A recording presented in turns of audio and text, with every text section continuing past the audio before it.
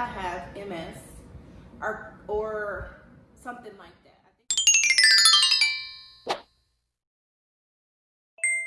What up, YouTube? It's your girl Tamara Shawndeal, and this, of course, is my channel, The Beauty of It All. I'm back, we back for another video, so let's get into it. All right, if you have not already done so, you know what I need you to do. I need you to pause for the cause, and you need to subscribe and bang that notification bell so every time I'm on, you gonna know I'm on, okay? But today's Get to Know Me is more of like in depth, I guess, or like legit get to know me.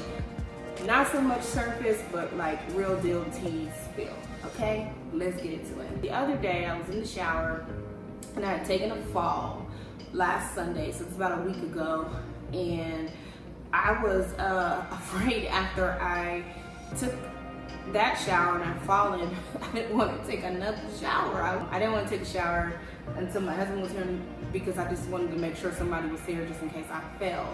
And I was in the shower and I was kind of getting down, and I was just like, man, this is not what I imagined life to be. This is not what I wanted it to be, envisioned it to be, or anything like that. But I was in the shower thinking that, and then something crossed my mind that come out what Harris had said, and I'm not here to speak politics, it's not what this is about. But I seen her on The Vllo, and they were talking about the police and defunding the police, and it was just all after the protest and all of that stuff, the unarmed black men and all that were shot. And she was saying that they don't want to do away with the police department, and that not that we don't need the police. She said that you just need to reimagine the department. And so that was the phrase that stuck out. This is not what I want. This is not how I envision things as a 10-year-old, 13-year-old, 16-year-old girl, that this would be me. But that reimagine stuck out. Like, you just gotta reimagine life. Oh, we're gonna rewind and go back to when I was 18. I was pregnant with my first son, and I remember laying in the bed and I had like a sharp pain in my chest, and I sat up and I was like, oh my gosh, I can't breathe. And so my husband, who was my fiance at the time, he had just had surgery, major surgery. He had been injured at work, and he took a blow to the knee, had to have surgery. But they scooped me up, got me to the hospital, and they ran all kinds of tests because I was pregnant. Of course, they got me hooked up, they took blood work, everything. They were trying to figure this out. And I also started to have like full-blown, like for real contractions, like no joke. And long story short, they ran a bunch of tests. They ran tests for lupus, sickle cell, hepatitis A, B, C, D, Z, whichever hepatitis, Graves' disease, everything. They said your CPK levels are high, and they said it could either be something with your brain, something with your muscle and skeletal system, or something with your heart. And they just had nothing. But at that point in time, there was nothing wrong with me. I just went because I couldn't take a deep breath. It hurt in my chest. And they did do EKGs and all that stuff, and everything was just negative. Nothing was coming back.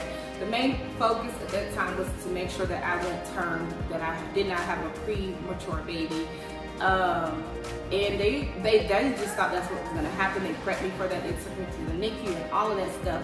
But God bless that we made it to 37.5 weeks with him. But that was where we noticed something wasn't right. My whole life, I ain't dealt with nothing other than the fact that I was born. I've been visually impaired my whole life. I don't have any center vision.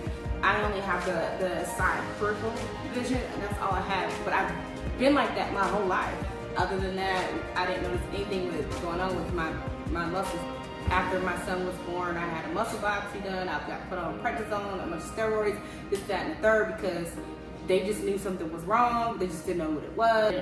By 26, I think that's when I really started showing signs that there was something wrong. But the major thing that was going on was the fact that I was experiencing vertigo, where I would be standing still and the room would be spinning. And then I started to experience a lot of fatigue and a lot of like just weakness. I seen a cardiologist, I kept seeing neurologists, rheumatologists. I had just a gauntlet of tests, liver biopsy, a lot of stuff done, and even up until that point, nothing came back. So stopped going into the doctor. I was just like, maybe this one neurologist was just like, I just think you're just tired. Like, he kind of just blew it off, so I kind of was just like, okay. And at that time, I didn't know how important it was to be an advocate for yourself, or to have somebody to advocate for you, to let them know like these things that you're experiencing is not in your head, because it kind of made me feel like this stuff was in my head. But then, like I said, about 26, 27, 28, stuff started to like, there was a dance called Walk It Out. I had like a GNO, that's what I used to call them, Girl Night Out. Had the girls over at the house, and we were dancing and all this, and we were doing this dance, Walk It Out. You get up kind of on your tiptoes and you walk it out. And I was having issues doing that, and then also at that time I was struggling being in like heels, and I could still wear wedges, but heels with just the heel in the back was hard. And I just thought, you just need to learn how to walk in heels. Like, you know, you're not born knowing how to walk in them things. So, and but like I said, it was things that was noticeable. And then instead of having issues climbing on the curb, I was starting to have issues getting down, noticing things like that. But at that point in time, it was like, okay, let's get another muscle biopsy done. My doctor's PA talked me into it, and at that time I was sitting in the office, I remember, and I said, could I have MS or something like that? I think once we got my second muscle biopsy done in my mid-20s, about 10 years ago, because I'm 36 now, it came back with MD. They misdiagnosed me with the wrong kind, and I had to go see another specialist out of the state, and they told me it's a limb girdle. And maybe about 5 years ago or so, I did a saliva test, and they were able to take my saliva and break it down, and they were able to tell me the exact, because there are so many forms of the limb girdle as well. And for the most part, this disorder hasn't really stopped my flow. It wasn't too bad of a thing. I could still get around. I use a cane at times, but I broke my foot 3 years ago, 5 weeks before I was set to walk down the aisle to renew my wedding vows. On my 15-year anniversary, broke my foot. And the break was so bad that the ER doctors knew I was in a car accident or something, or a really major accident, and it wasn't. With the disorder, you kind of shift and do things differently. Sometimes it's not the best because you may neglect to use muscles that you should use to do certain things, but you do it because it's easier. And I was standing a certain way, and it made it easier for me to balance. And I was talking to my husband, I was doing something for one of my daycare kids, and I had balled my toes up, and I was standing like that and talking, and I did not think to remember to unball my feet, and I took a step, and all my weight came down on my front of my foot, my toes, and it broke in like 2 or 3 different places, and I had to have surgery to repair it. And I had to put rods or something in there to hold everything together while I healed. Couldn't be on my foot for almost 3 months. Had to stay bedridden for 2 of those months, and then be booted up. And so that was 2017. So things kind of have progressed a little bit more for me, and I think it's mainly because of that. My husband mentioned, he said, I'm noticing that you're not wanting to shift to your left side, and he was like, a lot of athletes, which I ain't no athlete, are fearful after they break something, after they have a major injury, they're fearful to go back and use that area, that muscle, that whatever they broke again. He said because they fear that they're going to break it again. And I had to look there because I did have like a mental thing that I was shifting everything on my right side, and I'm still doing that. And we started PT this year, but then since the corona came in, like the blood and the thief in the night, and so I haven't been doing PT. I haven't had a physical therapist come in because I'm supposed to do PT and OT, and we've moved since then, since the beginning of the year, and my new home is majorly open concept. In my other home, it was semi-open concept, but then the rooms were more boxed off, so like the hallway was more narrow and things of that nature. So if I was to stumble, or if I needed to catch myself, I could just put the tips of my hands on the wall and gather myself. Here, I can't do that. My living room and kitchen are just open, and I love my new home. I love these. My Christmas present my husband gave to me. I love it. It's beautiful, it's big, but it was something to get used to. But thank God that I do have a power wheelchair. So that's what you guys see me in. It's not that I can't walk, it's just here it's easier that I don't overexert myself, drain myself, and also it keeps me from potentially falling, because I did have 2 falls prior that I ended up with concussions because my foot just gave out on me. But like I said, I had an epiphany the other day, and it was like, no, this is not what you want. This is not how you see things.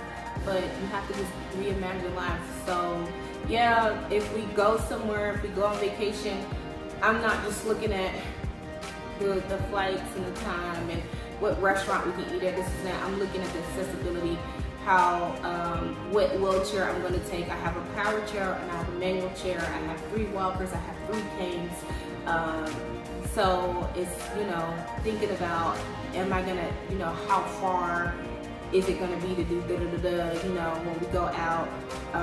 Sometimes people can be rude and they don't really pay attention, and I don't think we have a lot of etiquette training when it comes to people with disabilities. People are so quick to, you either get 2 things out of people. You either get people who are just rude and just don't care, or you get people who just automatically baby you. Like, I'm not almost 40 years old, and they're like, oh, let me do. And I know that it's just etiquette training. People just don't get it. And you don't see, it's kind of like disabled people or limited mobility, because I don't like to say disabled, because I feel like I'm able, I still live. I'm limited in my mobility. It seems like people just really want to, like, they cater to you in almost a childlike manner instead of treating you like an adult and just asking you if you would like assistance, or just opening the door. You ain't gotta ask. Just, you know, if you see me coming out, like, you have people who could care less and they'll just be in the way and all of that. I mean, especially when I was using my cane, and that's another reason why we just use my chair when I go out, because if I'm walking on my cane, people don't understand, and they don't know me to know how fragile it is. If the wind blows the wrong way, I can fall. And some people will just brush past you because they're so busy doing their thing that they don't notice that they could potentially be knocking you over. And I've had that happen so many times, so we just opt to do the chair, the manual chair if I go out. We ain't been going nowhere with the coronavirus. Been chilling at his house. But yeah, for the most part, life goes on. It is what it is. You adapt. I'm gonna start vlogging more, so you will see me out my chair or with my walker or whatever the case may be. And some of it is to just kind of normalize things, because it's just like, yes, I am disabled in some areas where you're more able to do certain things, but that doesn't mean that life doesn't continue for me and that I can't have a beautiful life. Like I said, I am married. I've been married for over 18 years. I have 3 funky, broke roommates that I call my children. They're like my 3 best friends that I got no money, no ends. They're my favorite people in the world. Next to my husband, most favorite. And I do still count myself blessed. I could complain, but I'm not gonna complain. And I have my days when I get down, but pretty much is what it is. It is what it is. Alright, you guys, so I shared my story with you guys. I wanted to go a little bit deeper. Didn't want to be so surface. I wanted y'all to know the real tea, who I really am. And not that the MD defines me, but it is a part of me, and I wanted to share that. I hope that I encourage somebody to just live their life to the fullest and just get out there. I'm gonna hopefully continue to encourage myself. Not to say that I won't get sad again or I won't get down, but just to know that, hey, just reimagine it. It's not exactly how you want it. It didn't happen how you want it. Go back in with that dream in your mind, like, I wanted it to look like this. Scratch that, throw that away, because that's not gonna happen. Let's see if I can get it like this, you know. And just be grateful for every day that you got, because you never know, it might be your last. And if you still have breath in your body, it is purposeful for you to be here. And so when you see me scooting along, get my his house or sitting in my chair, you'll know, like, oh, okay, Tam is in her chair. That's just what Tam got to do so she don't fall and hurt herself. So let me know down in the comments if you have any questions about MD, or if you know anybody with MD, or if you yourself are going through anything with a disability or mental health or anything, because it's too real out here. A lot of times we try to hide it, and that's what I was doing. I was trying to hide it. I literally was. And it's like, I'm faking a funk, and in reality, I'm super unhappy because I'm always trying to maneuver so that nobody knows. And it's just like, this is just what it is.